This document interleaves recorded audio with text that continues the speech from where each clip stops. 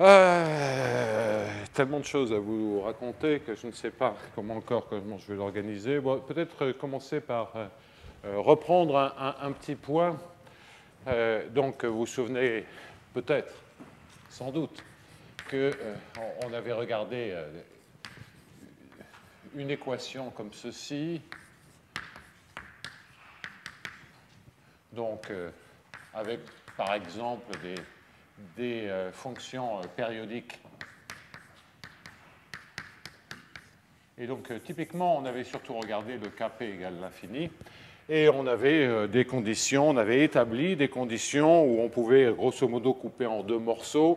Un morceau du style W11 de façon à pouvoir régulariser, et éventuellement avec une majoration ou une minoration sur la divergence pour l'unicité, et puis un morceau dans lequel on se servait de l'énergie, de l'ellipticité du Laplacien.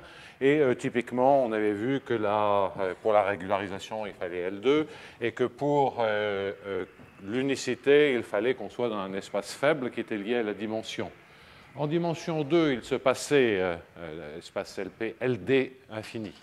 En dimension 2, j'avais fini par un argument un peu technique pour bien établir, soit ça marche avec L2 log L, soit il faut rajouter je vous avais indiqué un argument dans L1, fonctionnant dans L1 avec un B qui est dans L2, 1. Bon, alors, je voudrais revenir sur une remarque que j'avais faite parce que je vous avais dit une bêtise et qui consistait à prendre justement ce qui, a priori, est un contre-exemple et qui consiste à prendre un B qui va être sous la forme moins lambda x sur x2, c'est-à-dire vraiment quelque chose qui est radial, qui ramène en zéro, et qui, évidemment, a le bon goût en dimension supérieure.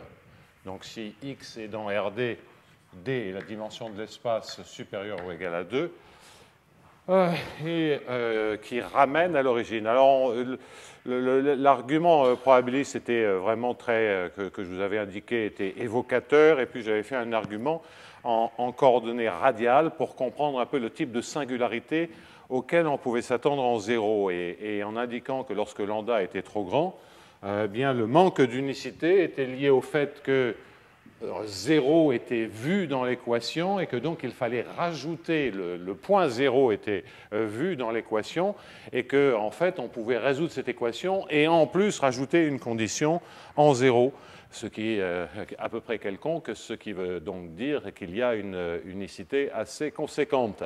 Mais là où je me suis vraiment planté, c'était sur la taille du lambda. Et je voudrais donc reprendre cet argument précisément en regardant donc l'opérateur en coordonnées radiales, moins w seconde, donc en radial, moins w seconde moins la dimension d-1 sur r w', ça c'est le Laplacien. Et puis vous voyez que le terme qui est ici nous donne un plus lambda sur r w'. Donc ça, c'est évidemment le calcul que j'avais fait. En d'autres termes, si je regarde r puissance d-1 moins lambda w', la dérivée de ceci vaut 0, c'est l'équation. Et donc, si elle vaut 0, ceci est une constante.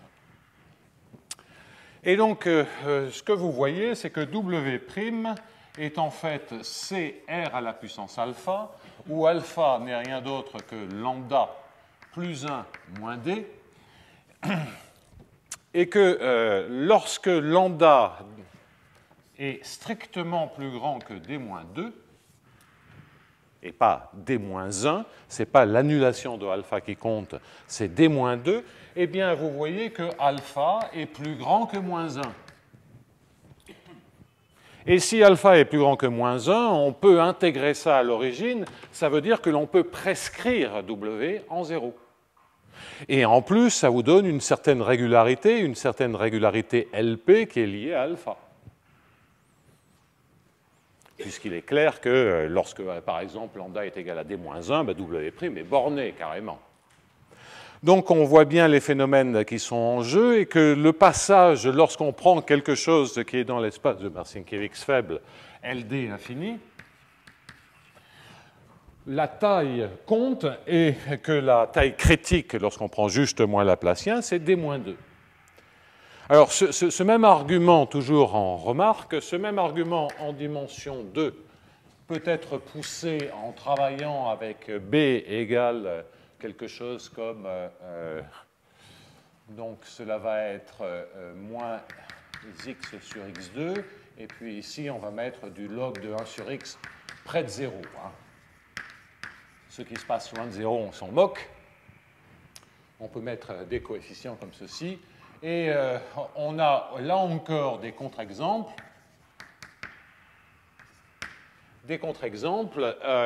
Et ensuite il s'agit de regarder la régularité d'un truc comme ça.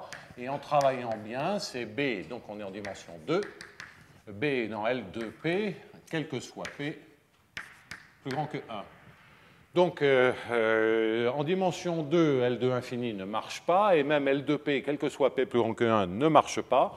Bon, pourquoi? C'est un contre-exemple, on fait exactement le même genre de calcul, et puis on voit qu'on a que l'on peut, en jouant sur le lambda plus grand que 1, créer un log, un 1 sur R, log à la puissance lambda, et donc c'est intégrable en 0. Bien, donc je n'en dis pas plus. En revanche, ce que l'on avait vu, c'est que l'argument de la dernière fois, qui consiste à dire si B est dans L2,1, il y a une estimation L1, c'est-à-dire on arrive à démontrer que U de t en norme L1 est majoré par une certaine constante qui dépend que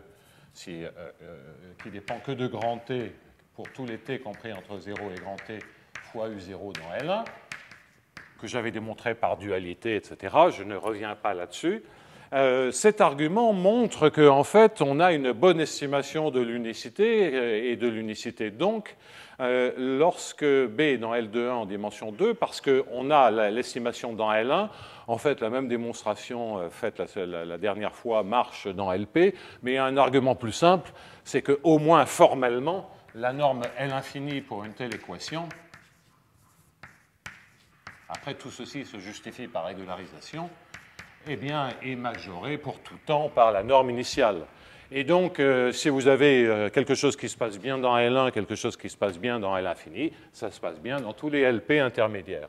Donc, L2,1 en dimension 2 fonctionne. Et on voit que c'est vraiment très, très précis, mais fonctionne de manière un peu plus compliquée. C'est vraiment un cas limite. Alors donc ça conclut ce que je voulais vous raconter. Je voudrais passer rapidement, sans rentrer dans tous les détails techniques, expliquer déjà sur cet exemple et mettre en place un certain nombre d'arguments permettant de comprendre que là, certes, on a travaillé sur SEDP, mais quid de l'interprétation probabiliste de ces résultats? Parce que ce n'est pas si simple que ça. On a formellement une correspondance avec un dxt, alors il y a un racine de 2 qui m'embête, je le mets entre parenthèses, dwt. Racine de 2, c'est parce que j'ai écrit laplacien. Donc, ouais, je vais mettre un 1,5, comme ça on ne s'embêtera plus avec des racines de 2 absurdes. Et donc,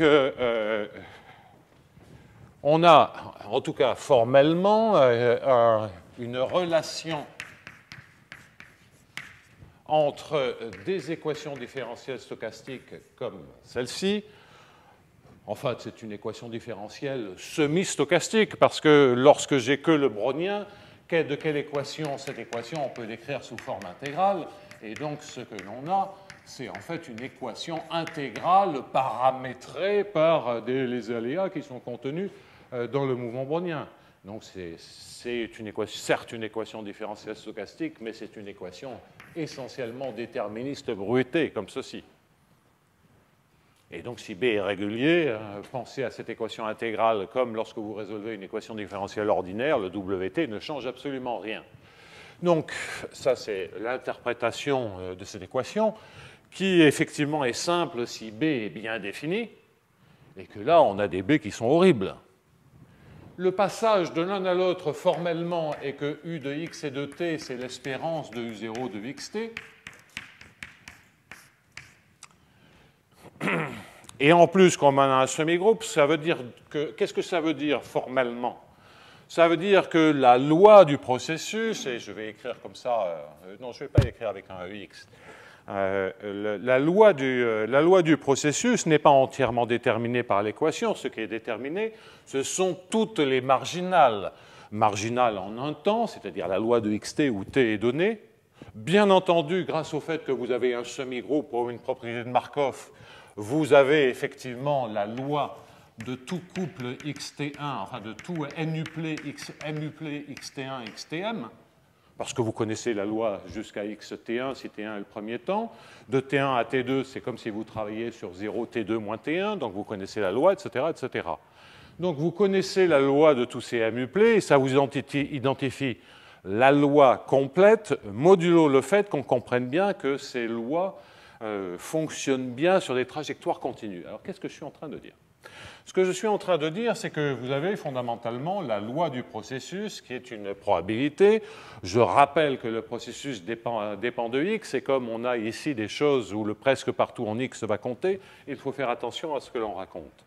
Cette probabilité, en fait, on s'attend ou on aimerait qu'elle soit définie.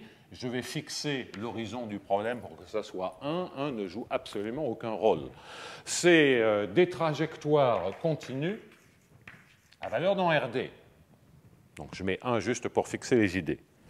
On voudrait que cela soit une loi de probabilité là-dessus. Et si on identifie que donc on peut penser que lorsqu'on a une bonne probabilité comme ceci, on a complètement identifié la loi, donc on a une certaine unicité.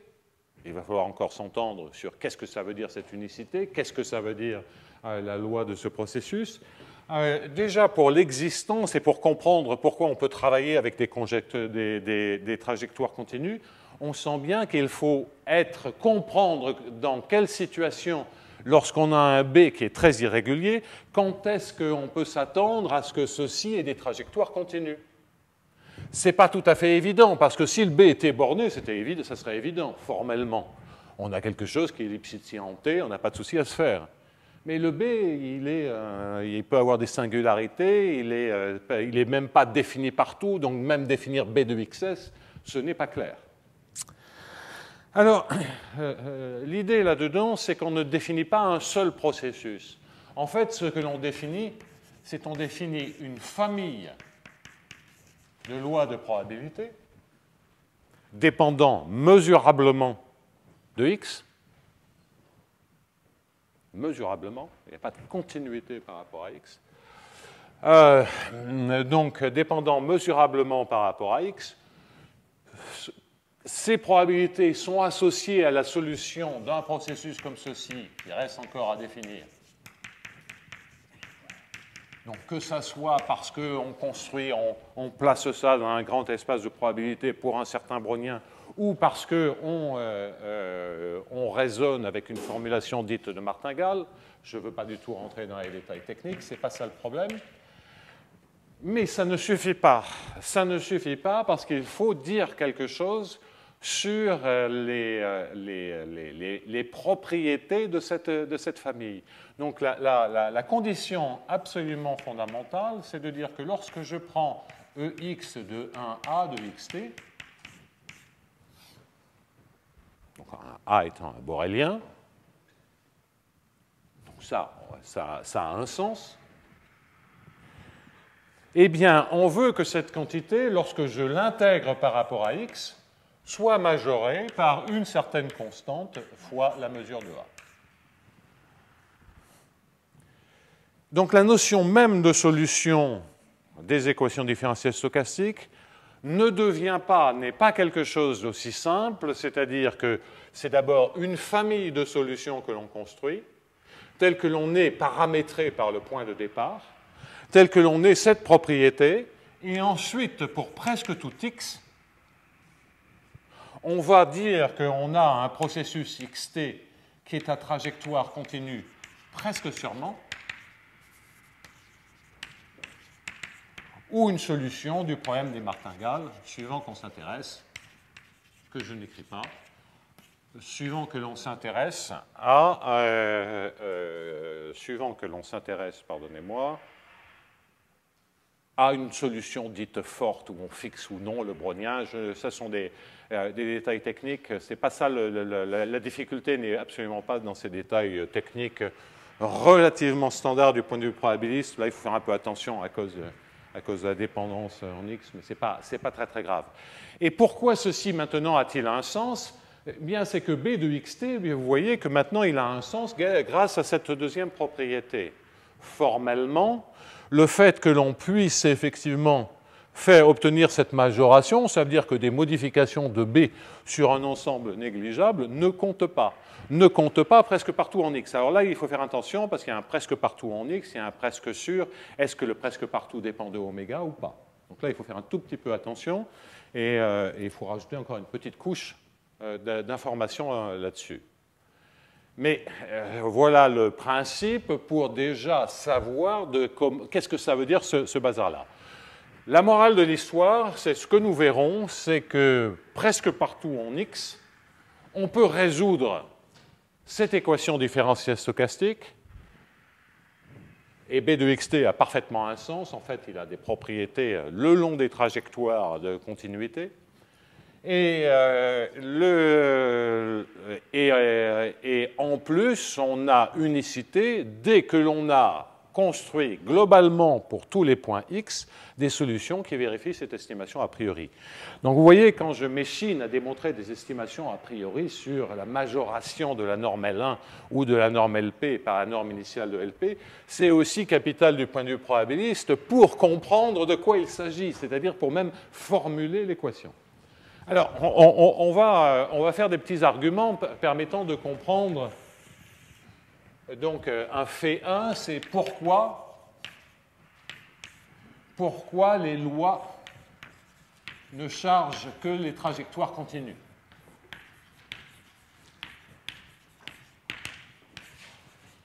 Presque partout en X. Donc, je l'exprime en mots. Il va falloir traduire ça par une estimation. Alors, le plus souvent en proba, quand on essaie de démontrer qu'une probabilité ne charge que des trajectoires continues, il s'agit d'obtenir un module de continuité presque sûr, ou une estimation en probabilité, sur des modules de continuité ou des coefficients d'Hölder des trajectoires. Alors ça, honnêtement, je ne sais pas le faire parce que c'est des normes du sup, des normes C-alpha. Ce n'est pas du tout des choses qui se traduisent en EDP. En revanche, il y a une astuce que je vais commencer par écrire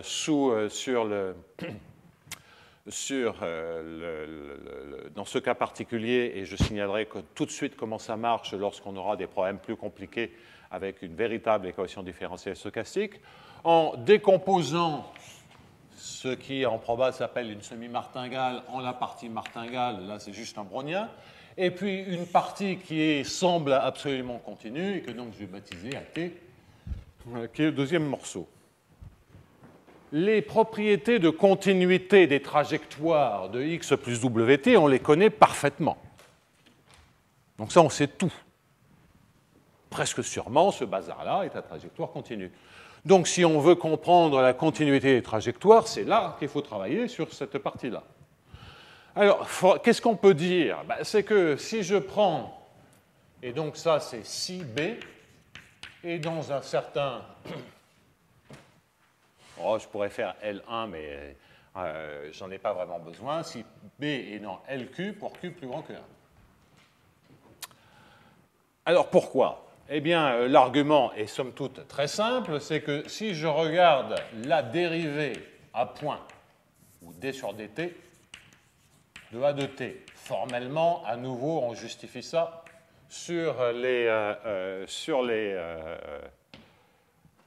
on justifie cela sur des approximations, par exemple. Donc, E de d sur dt de at à la puissance q, c'est quoi? C'est l'espérance de la norme de B à la puissance Q de xt.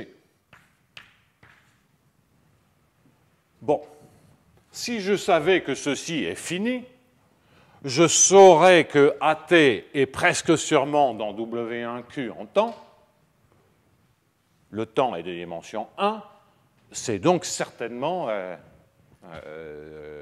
eulérien pour un alpha qui dépend de Q.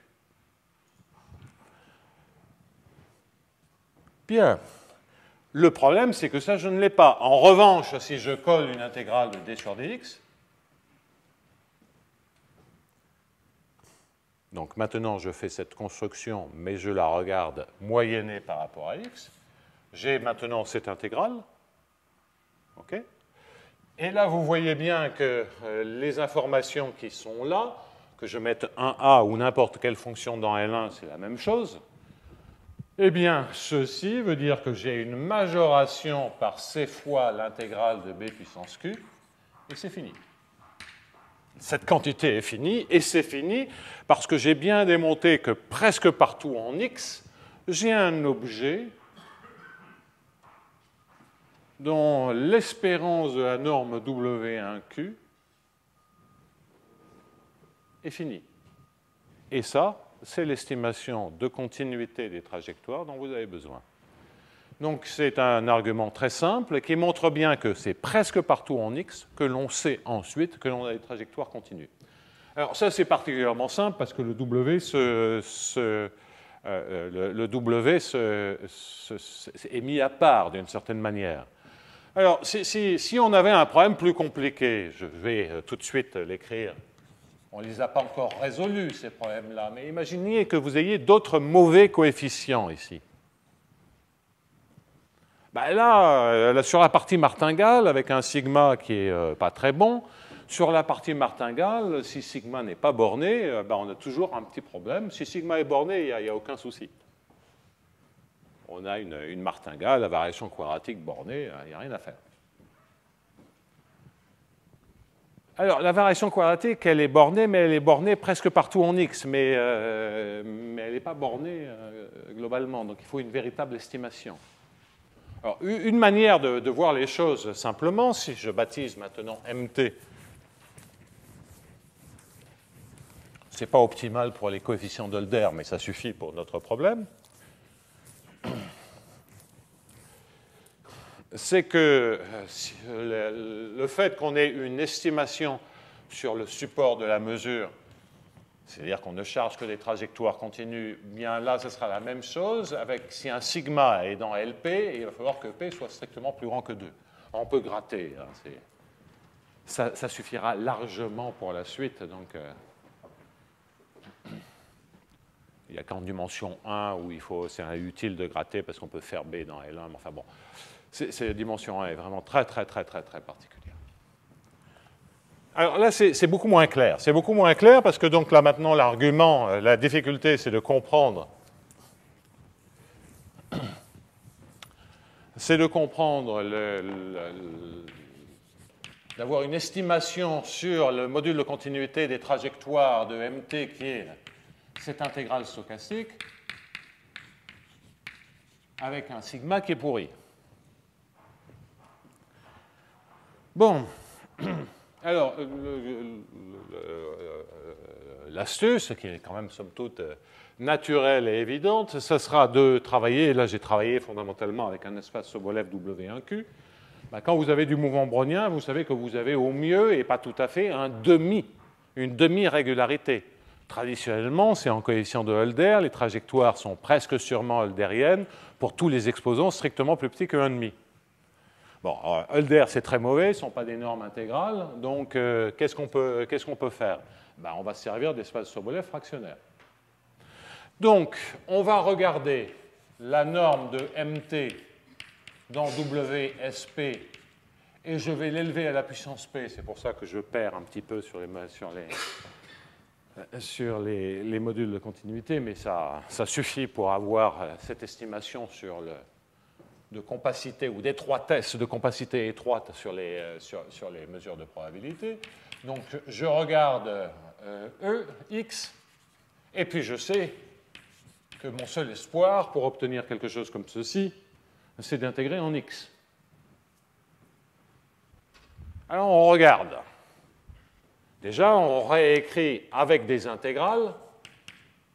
Donc, il y a un paquet, il y en a 4 d'intégrales, l'espérance, l'intégrale par rapport à dx, l'intégrale de 0 à 1, de 0 à 1 de dt ds. Et puis ici, ce que l'on va écrire, c'est mt moins ms à la puissance p, divisé par t moins s, 1 plus sp. Donc je prends cette version des espaces de Sobolev fractionnaires qui n'est pas le HSP, qui est le WSP. Bon, je vous ennuie pas avec ça. C'est la version réelle. On a toutes les injections de Sobolev qu'il faut avec ce bazar-là. Et on sait que je ne peux pas avoir plus d'un demi-cran de régularité, donc le S, il va falloir le prendre plus grand que 1,5, plus petit que 1,5. Parce que même si on mesure ça dans les espaces Sobolev, le brownien, il n'a pas plus qu'un demi-cran de régularité dans L2, dans LP, dans tout ce que vous voulez. Et donc, si je veux Hölder, ben, il va falloir que ce soit plus grand que 1 sur P. Voilà comment je dois choisir mon S. Parce que grâce aux injections de Sobolev, si ceci est fini, je vais en déduire que presque partout en X, je ne charge que les trajectoires continues. Bon, ça nous plante le décor. Reste à faire un calcul.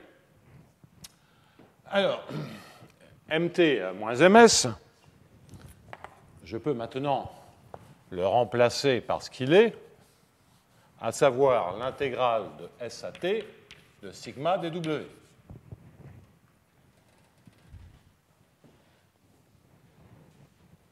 Donc la première opération que je fais, c'est glisser l'espérance à l'intérieur et me servir de résultats généraux sur les intégrales stochastiques qui me disent que je peux majorer ceci, c'est un dt-ds, pardonnez-moi. Intégrale de 0 à 1 dt, intégrale de 0 à 1 ds. J'ai un 1 sur t moins s à la puissance 1 plus sp. Et l'objet que je récupère est donc l'espérance de l'intégrale de SAT de sigma carré à la puissance p sur 2. Enfin, le sigma carré, c'est le module de sigma au carré, à la puissance p sur 2. C'est la variation quadratique qui domine la norme LP, et c'est la norme LP sur 2 de la variation quadratique. Bon. Alors, maintenant, que vais-je faire? Je vais faire une inégalité de Hölder, et donc, cette intégrale qui est là, je la majore, enfin, l'intégrale qui est là, je la majore par quoi? Par l'intégrale de SAT de sigma en module à la puissance P. Je vais comme une brute, ça suffira.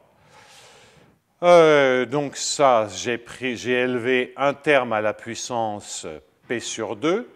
J'ai la longueur de l'intervalle à la puissance complémentaire, c'est-à-dire 1 moins 2 sur P, et le tout élevé à la puissance P sur 2. Donc une égalité de Hölder, hein. C'est l'intégrale de SAT de 1, c'est-à-dire T moins S. À la puissance complémentaire, là c'était P sur 2, donc c'est 1 moins 2 sur P. Et puis le tout est élevé à la puissance P sur 2. Donc réécrivons les choses. Il me reste un C, intégrale de 0 à 1 de dt, intégrale de 0 à 1 de ds, de 1 sur T moins S. Oui, alors les S, c'est pas brillant, hein. J'ai deux S différents. Il y a un S qui est un temps et un S qui est de la régularité. Ça pourrait être pire, il pourrait y en avoir un troisième, hein. Je le laisse, je ne vais pas tout effacer. Donc, j'ai un T moins S qui est quoi? Alors, T moins S à la puissance P sur 2. Donc ça, c'est plutôt bon. En revanche, j'ai un moins 1 qui est absolument catastrophique, parce que vous voyez bien que la singularité que vous avez ici, il faut arriver à passer en dessous de 1 pour que ce soit intégrable. Donc le SP et le P sur 2, ça c'est exactement ce qu'il faut. Le S est plus petit que 1,5. Mais il y a un moins 1. Alors donc, c'est le terme qui reste, qui doit nous sauver, qui est l'espérance de l'intégrale de SAT de sigma puissance P. Et là, c'est là que je viens mettre l'intégrale en dx. Et à nouveau, je me sers de la borne L1 pour le flot qui est là. Parce que l'intégrale de l'espérance de sigma puissance P, je sais qu'elle se majeure par C fois l'intégrale de sigma de x P. Donc tout ceci, ça se majeure par C fois l'intégrale de sigma à la puissance P de x fois T moins S. Et je récupère bien le T moins S qui me manquait. Et donc, une fois que j'ai intégré en x, tout se passe comme si sigma était borné, en fait. Et donc, maintenant, la moralité, c'est que j'ai donc montré une majoration qui me dit que j'ai T moins S à la puissance P sur 2 divisé par T moins S à la puissance 1 plus mon fameux S fractionnaire P. Et là, comme S est plus petit que 1,5, ça, c'est bien fini. Et en fait, on a une majoration. C'est plus que fini. On a une véritable majoration qui est uniforme par rapport à tout ce que vous voulez lorsque vous faites des régularisations. Donc, le résultat, et pourquoi c'est vrai, c'est parce qu'effectivement, le coefficient complet de la singularité en T-S est passé en dessous de 1. Voilà donc pourquoi effectivement on a des probabilités qui presque partout en X sont vraiment des probabilités sur les trajectoires continues. Voilà pourquoi l'existence est vraie, parce que vous régularisez, vous avez des estimations uniformes, vous savez que ça ne charge que uniformément, ça ne charge que les trajectoires continues, c'est Ascoli-Arzela, hein. Une probabilité sur l'espace des fonctions continues, ben on n'a pas de la compacité sur des probabilités. On a de la compacité faible sur les probabilités lorsque l'espace de base est compact. Mais les fonctions continues, ce n'est pas compact. Donc il faut être sûr que la probabilité ne charge essentiellement qu'un compact. Et c'est cette estimation qui vous le dit. Donc on a la compacité étroite, on sait qu'on a une famille et on sait que les marginales convergent. C'est les EDP. Et donc, à la limite, vous avez construit un objet qui est totalement identifié, qui est indépendant de la régularisation, et on peut démontrer de l'unicité intrinsèque, mais pour l'unicité intrinsèque, c'est de remonter à partir d'une solution du problème des martingales ou d'une solution forte, de remonter à l'équation, et pour ce faire, ben, on a besoin de la formule de Ito. Donc le deuxième fait, c'est que pourquoi on peut faire la formule de Ito? Bien, c'est exactement la démonstration EDP qui vous donne cet argument manquant. Bah, typiquement, imaginez que vous avez une solution bien fichue par rapport à X pour l'aspect stochastique. Vous avez une solution de ce problème d'EDP. Quel est le rapport? Le rapport, si U était régulière et que le X soit bien fichu, c'est d'appliquer la formule de Ito et de lire que U de X et de T, c'est l'espérance de U0 de XT. C'est juste la formule de Ito. Mais là, on ne peut pas s'en servir, on n'a rien qui est régulier, ça, la formule de Ito.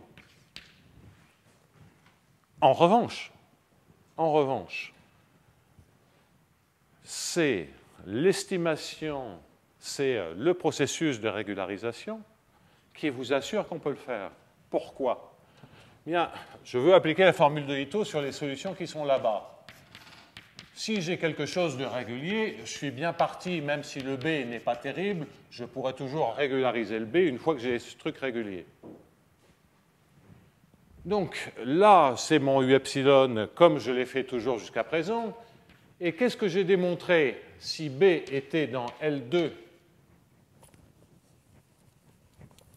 Donc je suppose que j'ai un U qui est dans L2 de H1 et qui est continu en temps à valeur dans LP, et quel que soit P, et dans L infini en X et T.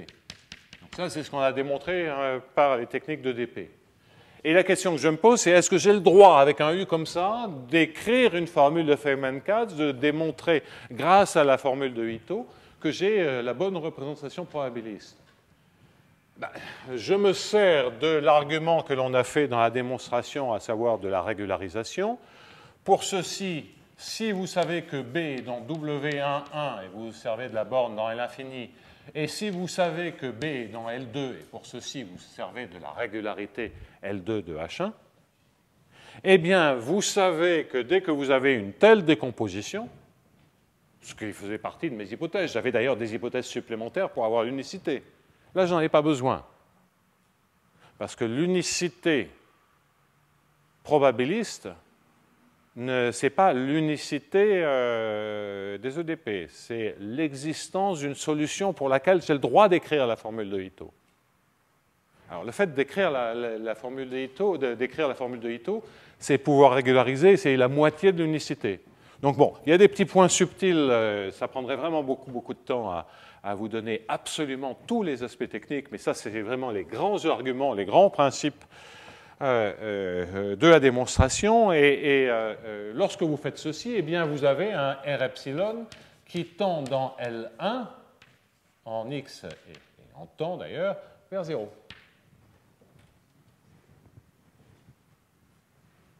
En fait, on a un peu mieux en temps, mais je ne vais pas finasser. C'est un objet qui est régulier, essentiellement régulier, mais il ne tend vers 0 que dans L1. Je dis essentiellement parce qu'il a du B dedans. C'est pour ça qu'il faut rajouter encore une couche de régularisation, mais point trop n'en faut. Essayons de bien comprendre la structure de l'argument. Et donc, lorsque vous faites ceci, bien, si vous appliquez la formule de Ito, ce que vous allez avoir, c'est que vous allez récupérer que U epsilon de x et de t est égal à l'espérance démarrant en x de U0 epsilon de xt. Donc ça, c'est parfait, à ceci près qu'il y a un terme supplémentaire, qui est le terme de res, qui est l'intégrale de 0 à t de l'espérance de R epsilon de... je vais écrire les choses comme ça, xs et puis t moins s, parce que j'ai un renversement du temps qui est caché là.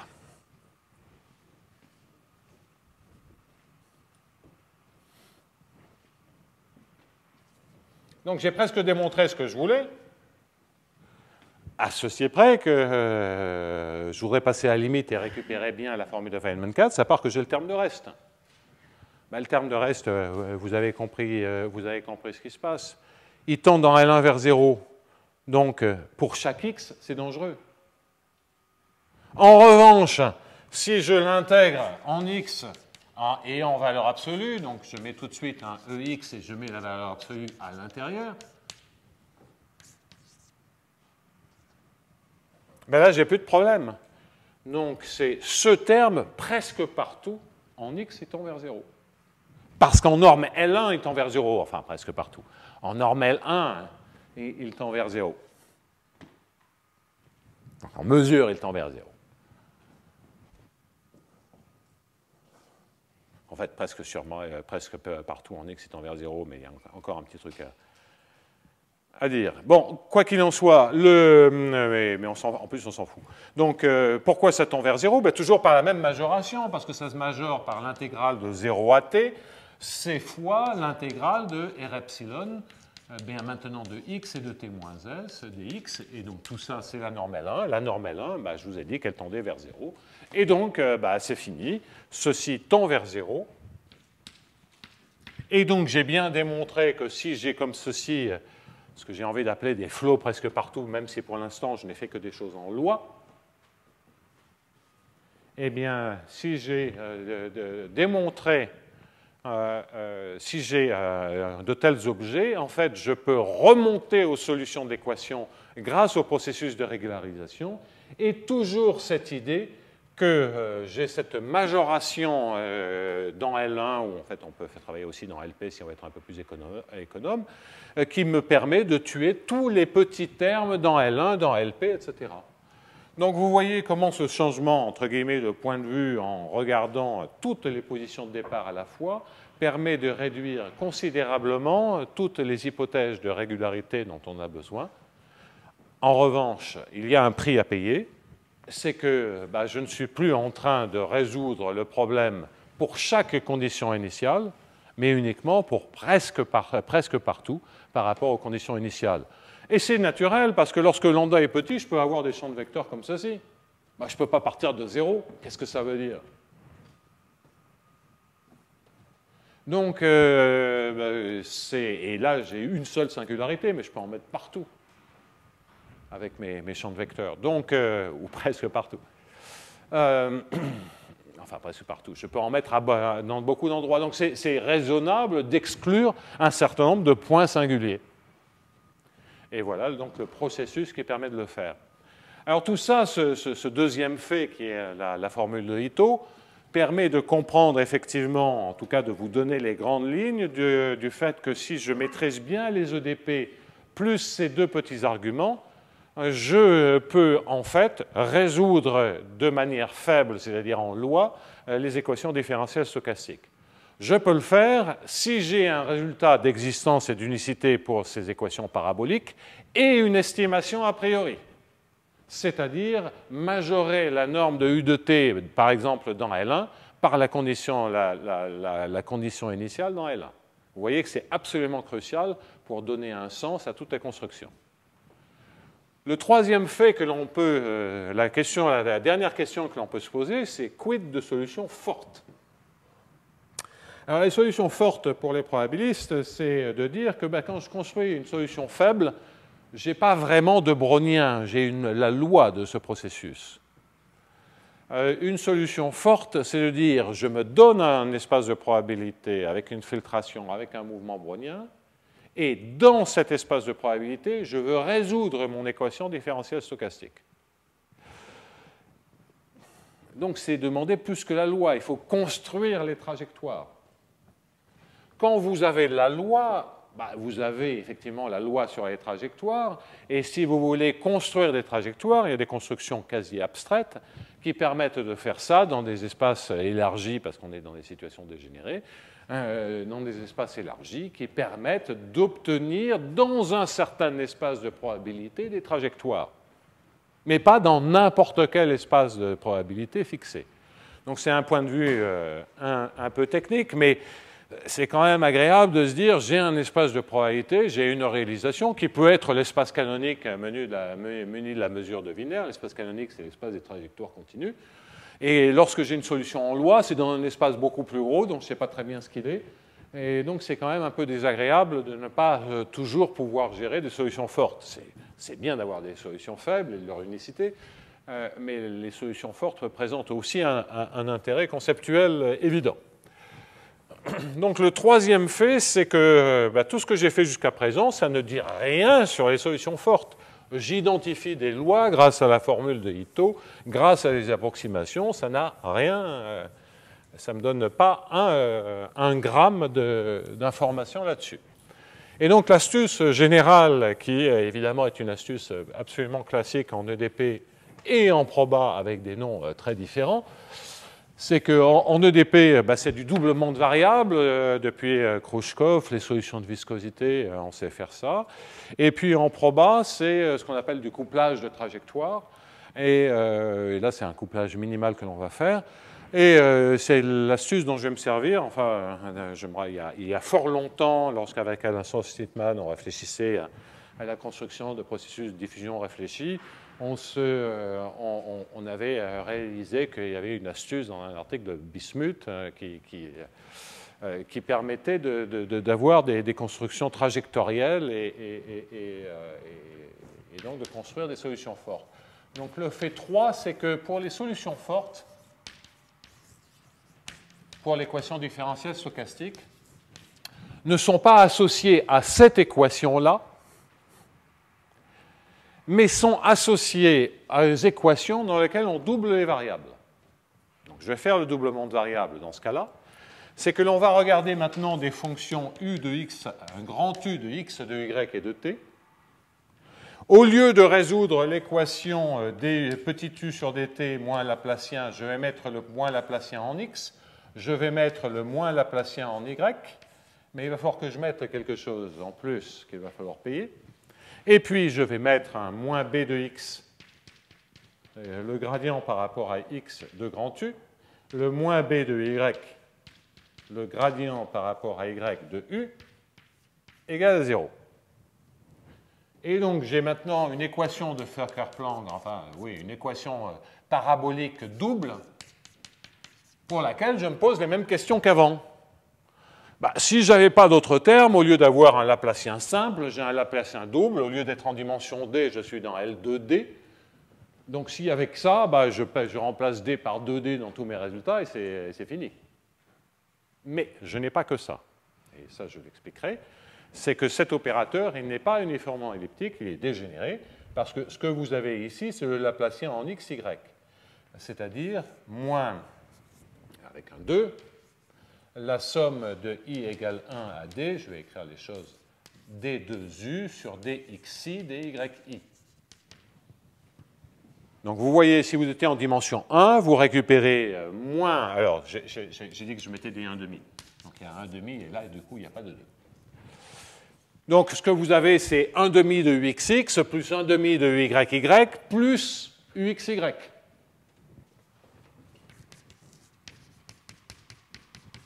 En dimension 1.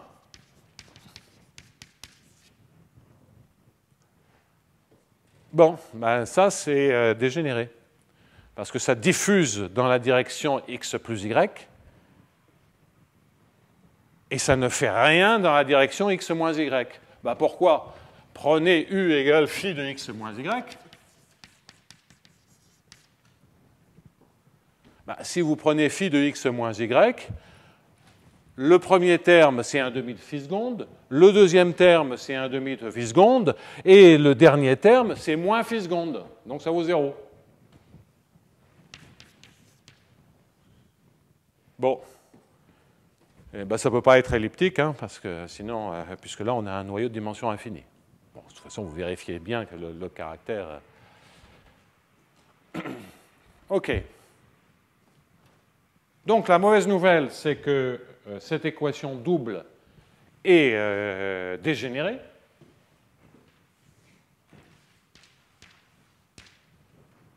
Bon, cela dit, je vous ai également énoncé des résultats pour les équations dégénérées, donc ce n'est pas à la limite trop grave. Ils sont moins bons que dans le cas non dégénéré. Et dans le cas dégénéré, il fallait supposer que B était dans W11 et que sa divergence était minorée. Donc on a déjà un résultat là-dessus. Donc dans le cas où B est dans W11 et dans le cas où la divergence de B est minorée, cette équation dégénérée admet une unique solution et correspond à l'unicité en loi dans certains processus. De quel processus? Bien du processus dans lequel je double les variables. Donc je vais écrire les choses comme ceci. dz de t, ou je vais être à court de notation. Voilà, je vais écrire comme ceci. Dxit égale sigma de xit, là j'ai dwt, pardonnez-moi, plus b de xit dt, xi0 égale x, et d eta t égale dwt plus b de eta t dt, eta 0 égale y. Mais avec le même brownien. Donc là, j'ai un couplage total entre les aléas. Corrélation pleine. Et effectivement, formellement, lorsque j'écris la formule de Ito, du fait que les deux processus qui, si je démarrais si je prends x égale y, j'ai envie de dire qu'il n'y en a qu'un seul. Oui, il y en a un seul s'il y a l'unicité forte. Donc, ce double processus, bien, il partage le brownien, et donc l'équation parabolique associée, la formule de Feynman-Katz associée, c'est cet opérateur dégénéré. Mais on sait déjà un peu le gérer. Alors, quels sont les rapports? Je vais vous montrer l'unicité, mais l'existence, c'est du même tonneau. Ben, imaginez maintenant que vous ayez deux familles de solutions pour les solutions fortes. Et je suis obligé de paramétrer.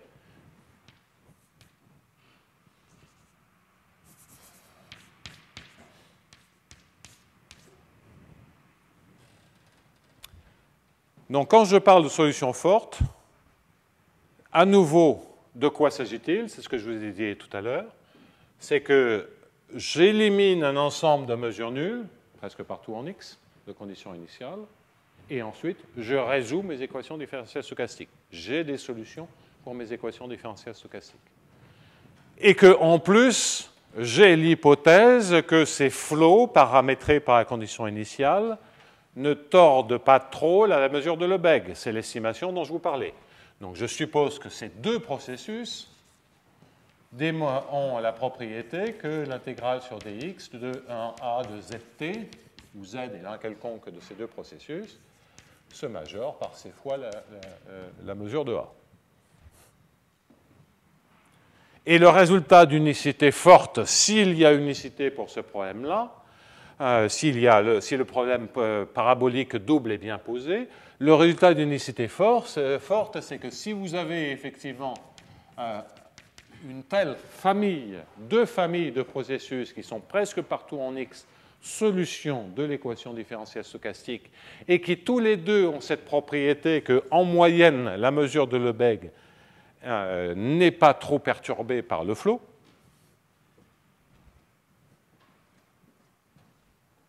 eh bien, ça ce sont les estimations, à ce moment-là, il y a unicité. C'est-à-dire que presque partout en X, ces deux processus sont égaux. Alors comment ça marche, ça? Eh bien, c'est l'observation, c'est très simple. C'est que là, du coup, on peut passer aux lois et observer que la loi de xxt, xyt,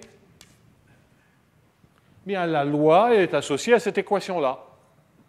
C'est la même démonstration que celle que j'ai faite avec une variable. Mais c'est aussi la loi pour tout à fait les mêmes raisons que xxt et x chapeau yt. Alors quand vous voulez montrer l'existence, vous faites ça avec des régularisations, vous mettez des epsilon état et vous avez des suites de Cauchy et au lieu d'avoir l'unicité. Et alors pourquoi ça suffit, ça? C'est la remarque toute bête. Ben, c'est qu'a priori, vous en déduisez que de E de xxt moins xyt ici. Donc pensez que ce que je vais faire ça, je vais fixer un presque partout en X. Alors je vais mettre yt est égal à l'espérance. Vous pouvez mettre ici le sup si vous en avez envie, c'est pas ça, le sup en t, c'est pas le problème. Je fais les choses les plus simples possibles. xxt moins x chapeau yt, parce que ça dépend que de la loi. Et puis formellement, ce que je dois faire, c'est faire tendre y vers x. Parce que ici, comme c'est le même objet, ben, je m'attends à ce que ça tende vers 0. Et donc, si ça tend vers 0, bah, ça veut bien dire que le x chapeau x... donc, c'est idiot ce que j'ai fait, il vaut mieux mettre le x ici. Eh bien, si le xyt, j'arrive à le faire tendre vers xxt, je vais bien en déduire que d'un côté 0 est égal à la différence entre x chapeau et x, donc ils sont égaux. Donc voilà pourquoi, si on contrôle la loi double, on peut en fait démontrer une unicité trajectorielle. Bien. Alors, ça, c'est pas aussi simple que ça, parce que je n'ai pas de continuité par rapport à x, j'ai des presque partout qui flottent, etc., etc. Bon, alors ça, c'est une astuce standard, si vous ne voulez pas trop faire du presque partout pénible. Vous dites que ceci, c'est presque partout en xy, et donc certainement presque partout en y, de l'intégrale moyennée sur la boule de rayon delta en y.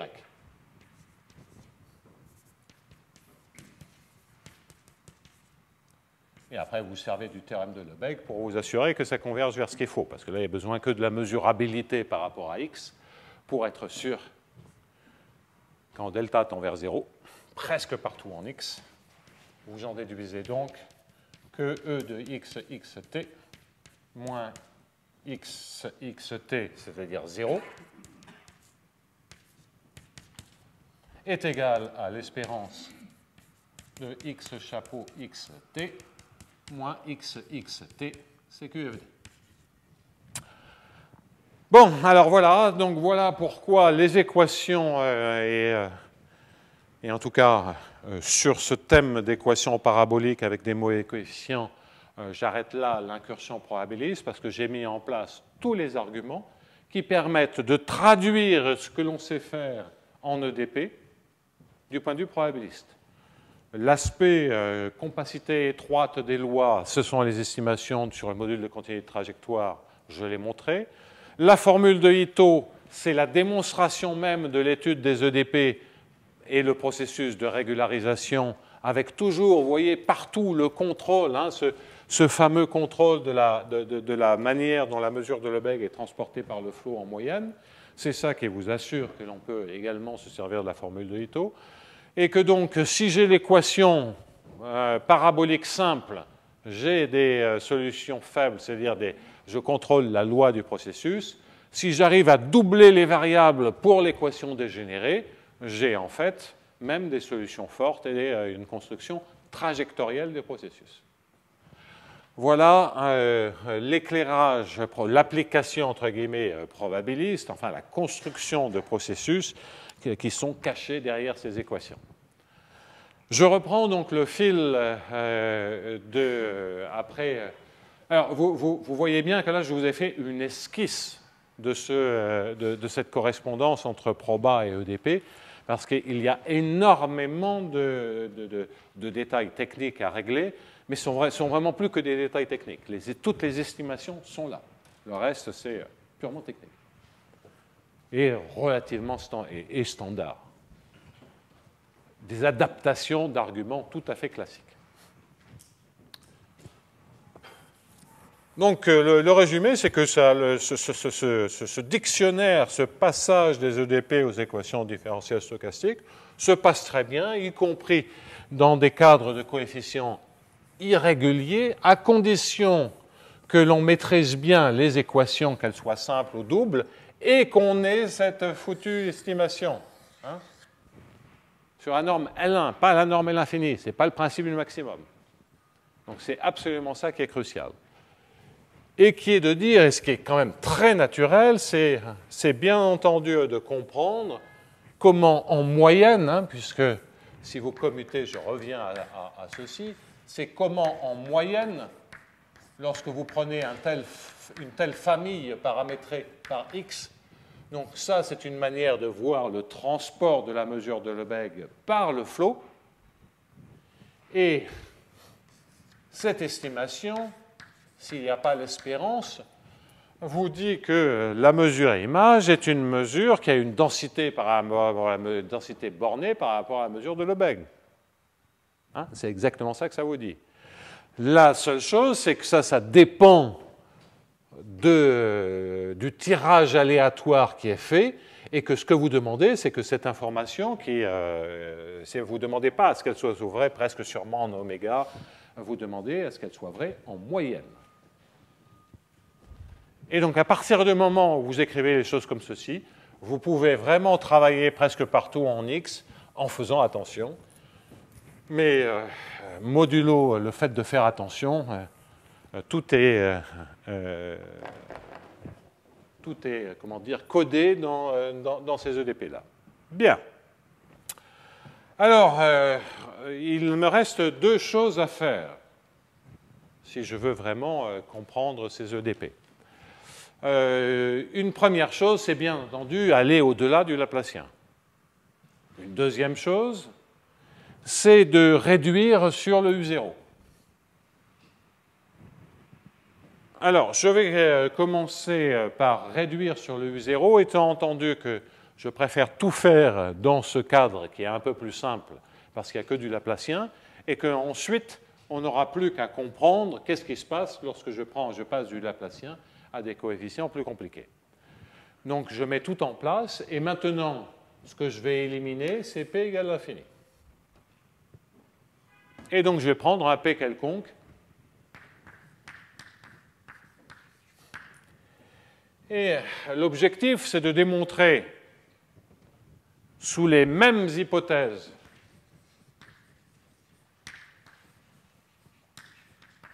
que dans le cas L infini. Voilà mon objectif, voilà le théorème. Pourquoi le problème est bien posé dans tous ces cas de figure et qu'on obtient une solution qui est au minimum continue à valeur dans LP. Voire un peu mieux. Mais le un peu mieux, on va comprendre ça dans un instant. Donc ça, c'est ce qu'on aimerait faire. Il y a pas mal de difficultés là-dedans, même avec un Laplacien. Donc ça, c'est une question vraiment qui est vraiment une question d'équation au dérivé partiel. Ce qui est important pour l'aspect probabiliste, ou d'ailleurs pour les EDP, ce sont les estimations. Mais les estimations, en fait, vous disent pourquoi ça doit être vrai. Parce que lorsque vous avez démontré une estimation sur U de t, et nous l'avons fait, nous avons démontré dans tous les cas, sauf en dimension 2, dans le cas L de 1, nous avons démontré une estimation comme ceci, où C éventuellement dépend de P, C fois PT fois l'intégrale de U0 puissance P. Simplement, le C de P tend vers l'infini quand P tend vers 1. Donc ça, on l'a déjà démontré. Donc on sent bien que si U0 vaut 0 et dans LP, l'unicité dans LP, elle doit découler de ça.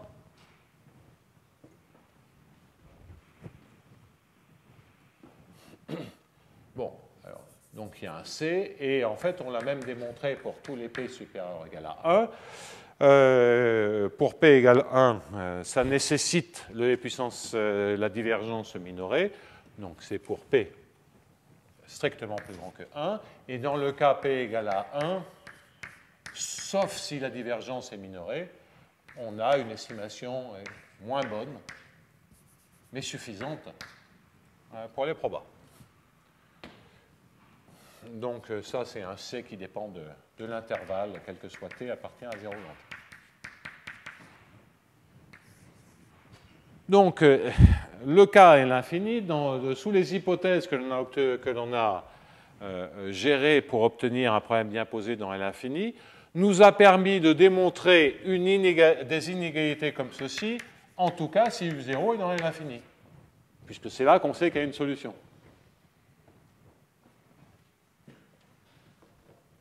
Donc, dans le cas l'infini, on a de telles estimations. Eh bien, vous voyez ce qui se passe. Vous avez une application linéaire, U0 de nu de t, c'est une application linéaire. Et là, qu'est-ce qu'elle vous dit? Elle vous dit qu'elle est définie dans L infini, et vous avez des estimations de continuité dans L1 uniforme et dans LP uniforme. Mais donc ça veut dire qu'il y a un unique prolongement par densité.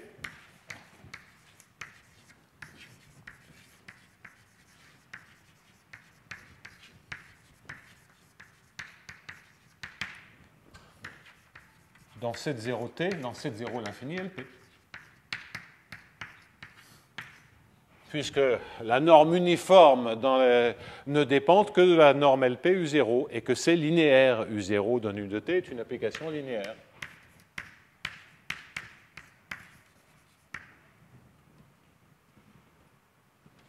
Donc, s'il s'agit de dire, oui, il y a un objet qui est le bon, on le sait déjà, parce qu'on a l'estimation a priori, il n'y a plus rien à faire.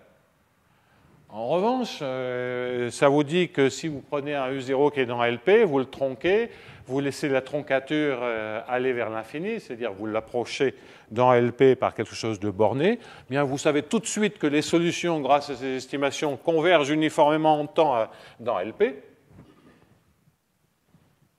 vers un objet qui est indépendant de tout ce que vous voulez, de la régularisation, de l'approximation, etc. Mais vous aimeriez quand même avoir une caractérisation plus intrinsèque de cet objet et de dire, bah oui, mais c'est solution de l'équation et c'est la seule solution de l'équation. Assez naturel. Bon, mais là, il y a un problème. Il y a un problème, c'est que ça devient un petit peu méchant, parce que le problème, c'est que dire que c'est solution de l'équation, c'est compliqué. Je vous explique. Que le B soit dans L2, si vous regardez toutes les hypothèses faites, ou alors il y a du W11, mais ça suffit. Mais c'est surtout la partie L2 qui pose un problème. La difficulté, quelle est-elle là-dedans? C'est de définir la notion même d'équation. C'est quoi moins B gradient U? Lorsque U est dans L infini, il n'y a pas de problème. Donc la seule difficulté là-dedans, qui était déjà présente pour des équations de transport, et j'y viendrai dans un instant, la difficulté là-dedans, c'est que lorsque vous savez que U a ce type d'intégrabilité, qu'est-ce que ça veut dire B gradient U? Si vous prenez un B qui est dans L2 ou un bout qui est dans L2, le B1 gradient U, il est dans L1 si on sait.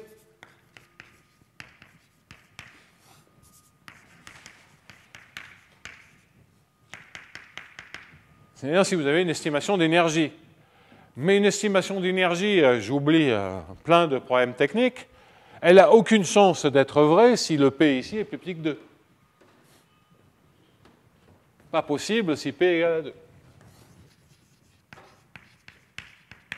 Si P est plus petit que 2. Ça, on en est sûr. C'est même pas vrai pour l'équation de la chaleur. OK. Ça, c'est pas terrible. Et quant au cas, l'aspect B2 qui est dans W11, c'est encore pire, parce que si vous prenez B2 gradient U, alors donc ça, vous voulez l'écrire sous forme divergence, vous mettez divergence de B de U,